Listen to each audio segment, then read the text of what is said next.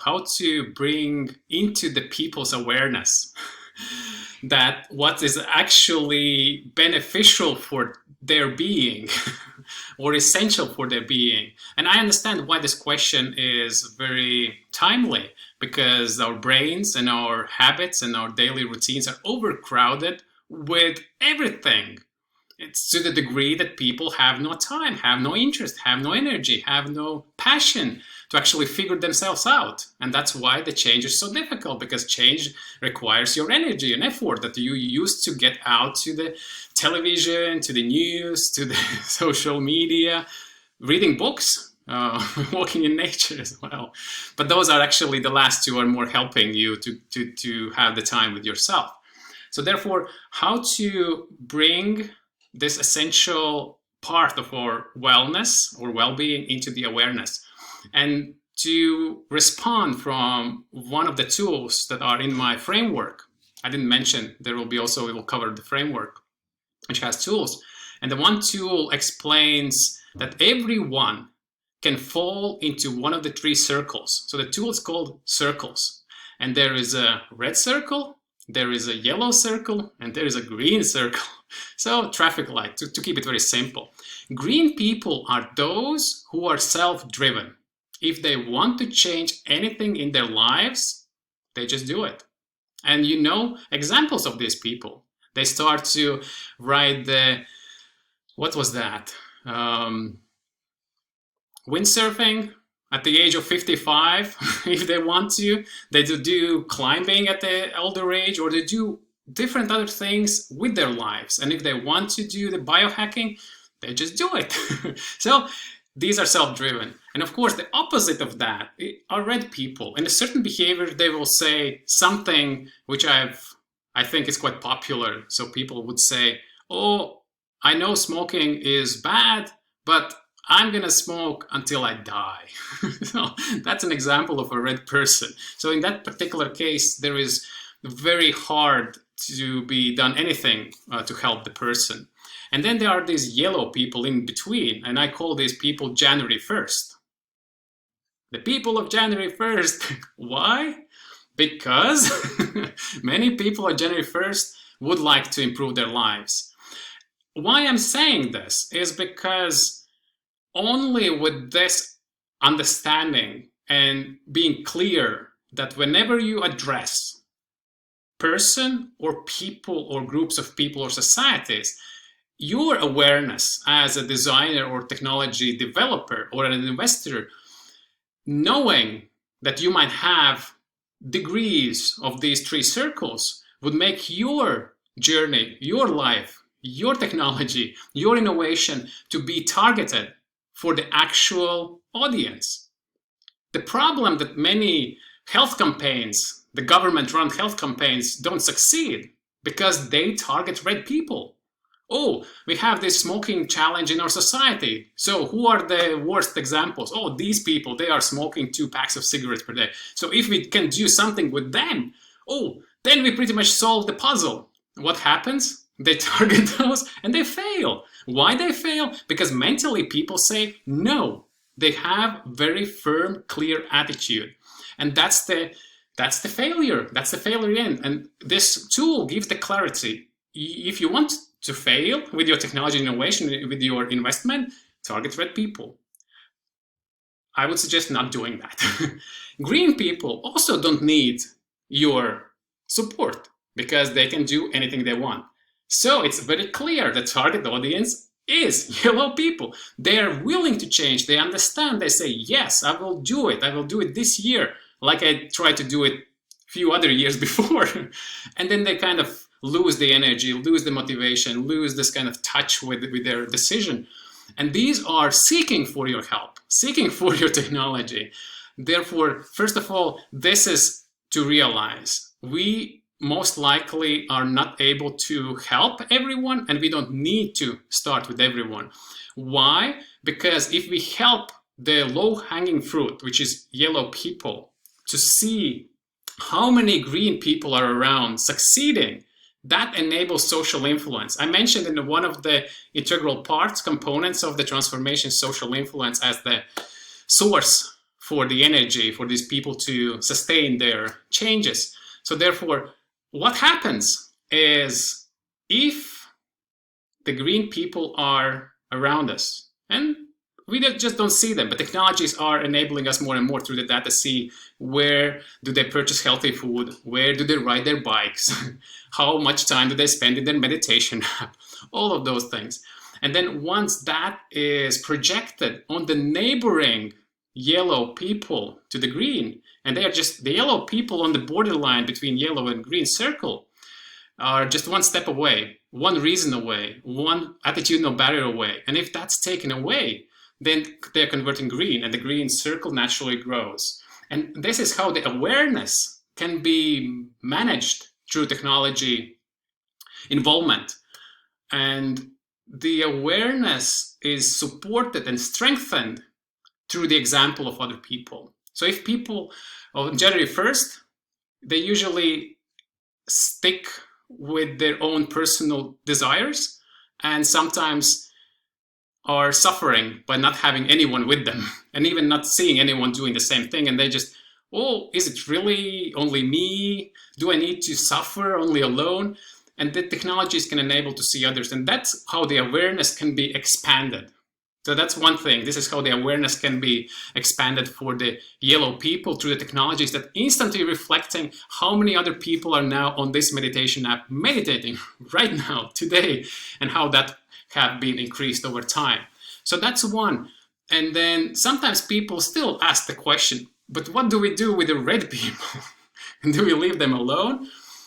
Again, on a long journey, when the yellow people gradually shift to the green and the green circle grows, of course, after some time, the green will be huge and the red will be small, and then they need to make up their mind whether they become more orange or not.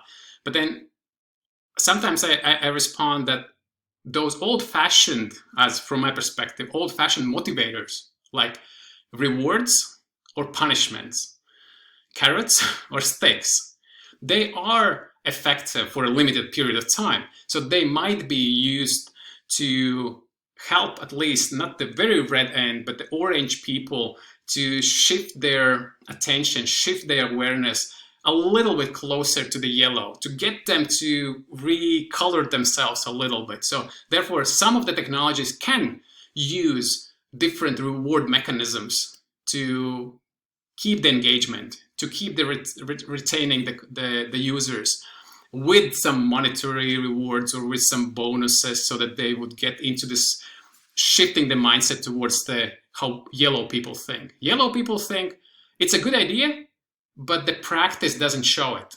So the actual behavior is not following, but they think it's a good idea. Red people say, it's a bad idea. Don't tell me anymore. So that would be my answer to summarize about how we can expand the awareness and use technology designed for that. What I do to explain attitudinal barriers or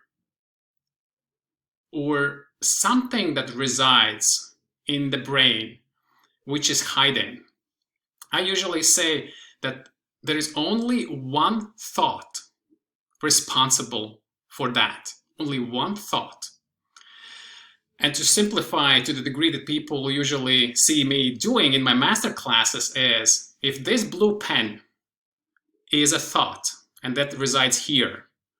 So the thought, the blue pen, I don't believe I will ever be able to do that. That's a thought. And that actually holds the person back. It might be a real case for many. The other thought, which is currently not residing in the head, is, I know I can do it. So they have to be the opposite. So one thought is here and the opposite thought is here. What is oftentimes going wrong? People assume we need to plant the other thought in the head, and then let's look for a natural selection. Let's do the competition. And we as assumption, then the other thought, the new thought, the more rational, the more logical will win. But no, it's fighting for the same resource, for the same energy. It actually drains the person. And the person actually is more likely to give up on anything instead that choosing one of these two thoughts. So therefore, one technical thing, it has to go like this. It has to be swap of the two thoughts. Easy to say, but this is a basic, plain explanation that is enabling people to start thinking this way. And when they start thinking this way, then going and using the framework, you can actually achieve this transformation. So how to replace one thought with another. When I usually refer to the identity and people have that identity, sometimes I refer as a book. So in this book, when people flip to the page where they discuss why it's difficult for them to change, so I'm just imagining that people have the book, and they have this sentence that is the blue pen on that page. In the future, when they've done the transformation and they flip to the same page, instead of the blue pen sentence which says, I don't believe I'm ever going to make it, there's a sentence, I can do it. And that has to be completely a swap of these two. Essentially, it's important to figure out what is the blue pen for every individual. And this is where the experts like you and others can help by guiding to, and also not being tricked by easy answers. But practical answer to you, this realization. First of all, it's one thought. Generally, it's just one thought, which is then masquerading and throwing all the other things out. And then the opposite thought has to come into the place. What I've found as the most influential source for people to have extra energy for achieving these changes is social influence, is the example of other people. It's social influence pretty much says we constantly change what we think and do based on others. And there are 7 subdimensions. So that's in my framework tool number 6. Social learning, social comparison, social norms, social facilitation, social cooperation, social competition, social recognition. There are others, but these are the fundamental 7 that have been studied in social psychology for many years. What I've found, and also on my own transformations, connection to others, similar others, going forward, achieving their results incrementally, step by step, and this instant awareness of the progress of the people getting greener and greener and greener is the fundamental help that can be used and very often is underutilized. I don't know about your work, but whenever I've got into designing behavioral intervention, or we look at the science, it's all about getting reward or punishment, which is very, very limiting in their effects. And this is also have been seen from the science and practice. And social influence, which is fundamentally available from every people around, and this is how we naturally, in our, again, referring to our DNA, have evolved with this language of communication that goes beyond words and beyond gestures. It's almost down to our genes. And that's why the transformation gene as a concept emerged. And I didn't explain it yet, actually, but to summarize it, the transformation gene is our inherent innate ability to know the change, because we have evolved through all of the changes, all of the transformations, evolution. So the genes know, genes remember, genes have adapted our bodies and tell our bodies. And why the second reason why the transformation gene concept came into my work is seeing the epigenetics. So epigenetics as the concept emerged 50 years ago, but in the last 20 years, really scientifically proven that depends on the environments where people live and depends on their habitual choices. Some of the genes can be more expressed and some of the genes can be silenced. So the same DNA can be expressed differently. And therefore the twins that live in a different parts of the world in a different conditions and making different choices have different life expectancies, have different disease histories and so forth. That was the epigenetics. And I realized, well, it cannot be that people don't know genetically in their biology what change means and what it requires. It's just making them aware, just like Paul asked about the awareness. And I'm trying to bring this awareness about the answer is within. The answer is to shift, being able to shift this. And the exterior help, the most help we can get is from the exemplifying similar others progressing. And then technology is a great help. We have the apps, we can see how they do the progress. And I would bet this is the most sustainable way of igniting even the hardest part to change. If they are not resisting mentally, if they are not red, if they are red, unfortunately, we go back to carrots and sticks until they get orange and yellow. And as they become yellow, then we plug in the social influence. There is an essential topic that we haven't discussed yet, but I'm gladly we'll discuss it next time. It's about our brains, right? And even if we look back to Daniel Kahneman, Thinking Fast and Slow, they're two brain parts and they are conflicting in their roles. And then if you cannot make a decision with one or the other, they are kind of intervening all the time, and then the decision is poor. And one of the works that we did recently about advancing neurological decision making, it's all about you creating your own identity separate from the two brain parts, and you're managing those internally. Therefore, your example about calculating the average advice externally to figure out internal answer, I would say it also is a trick from the logical, rational part of our brains that says it should be done this way. And it might be also tricking you not to actually look inside of you and listen for your bodily signals or like your instincts to tell actually what makes sense to you. Because the rational brain doesn't know that. The rational part of the brain doesn't know the emotions. It just says, do the survey, ask the people, and then collectively they will tell you what to do. And that's just a delusion that we are maintaining if we are not knowing the basics of, or at least the first impression about our brain function. So therefore, my summary would be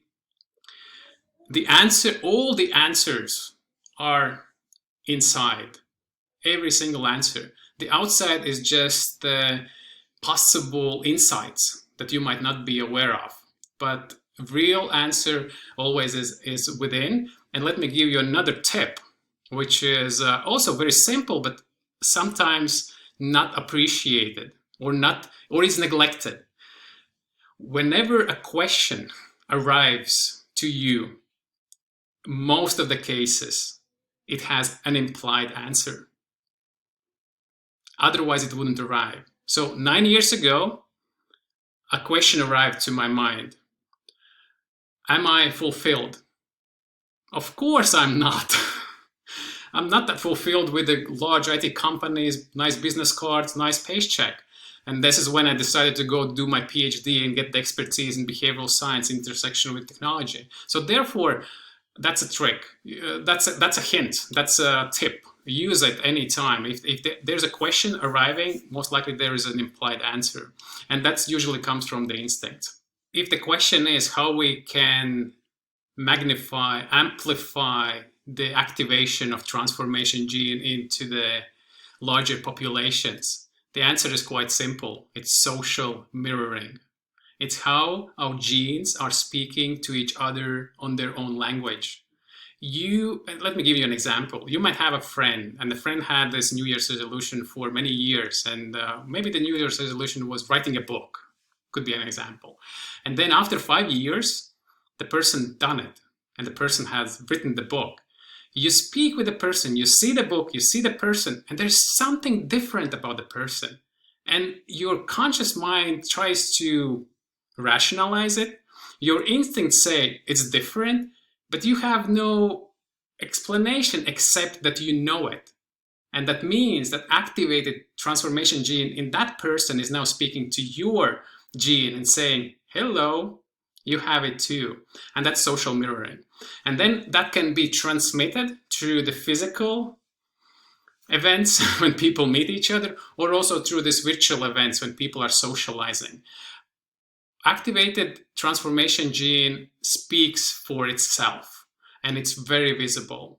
And even when you would observe the same person who just written the book, there will be excitement, joy, but also you will be having another subtle characteristics that will be speaking in the form of the gene speaking through that new personality. So that's the way. And of course, technology designers can possibly use these behavioral changes that can be quantifiable. For example, the person who just wrote the book has the activated transformation gene and not only that changed in the person's life, but also the person has started to use the meditation app, for example, and does actually behavioral routines differently.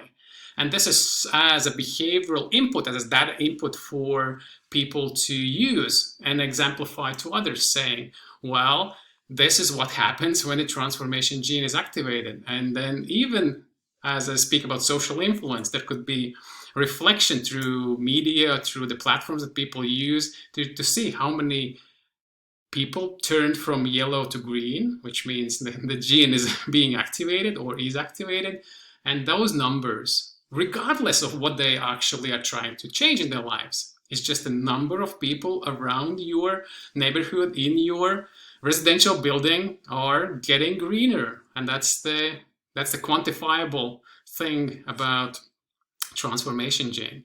Today, earlier, I spoke with another person from California, and we were speaking about quantified communities. That's one of the papers, research papers I wrote back when I was at the Massachusetts Institute of Technology in Cambridge, Massachusetts.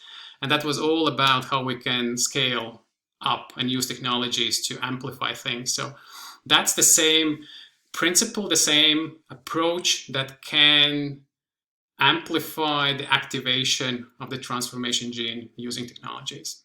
Technologies are great in mirroring who we are, right?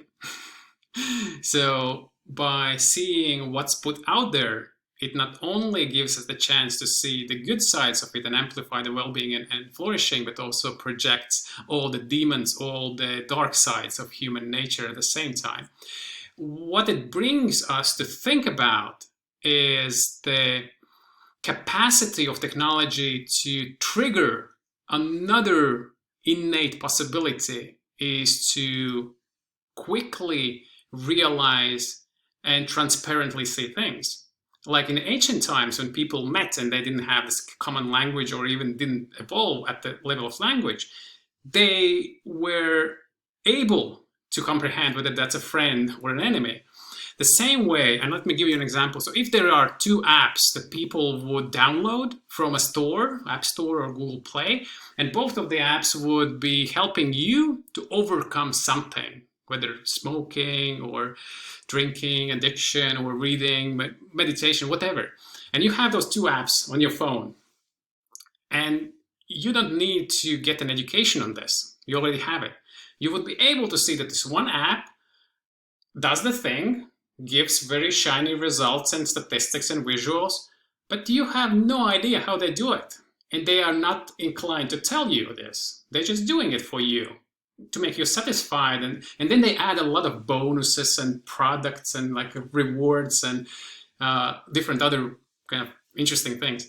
And then the other app is actually doing the same thing, maybe not that shiny, but actually telling how they're doing it. And they rely on the science, for example, or the previous experience, and make it you feel like you are connected to the depth of those algorithms or the other people. And that's it. You don't need any education to feel that. Therefore, whenever people in my class, when I speak about transforming business ethics, that's one of the examples I say. People have inbuilt capacity to figure out. If they are not, again, overcrowded, if they have enough awareness, they are able to figure out which app they will keep. And they might not even have the a rational reasoning behind that. They would say, oh, I like this better because this is transparent. So therefore, there is a good news.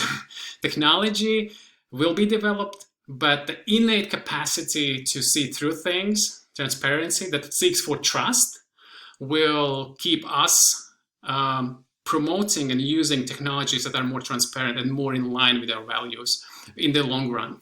And what I'm going to do on June 9th, so today we spoke about the transformation gene, and the last topic was about investing, about money. And this topic which is the first actually in this 8 integral tools, is human energetic intelligence. And it speaks fundamentally about money being nothing more than a stored energy. That is just a version that has been used from other sources of energy, including maybe outside internal sources of energy, to create a value that was transformed into the stored energy as a form of money. That's usually is that realization takes away a lot of drawbacks, a lot of dark energy around money. And this is what I'm gonna be explaining, and we will be speaking on the 9th of June.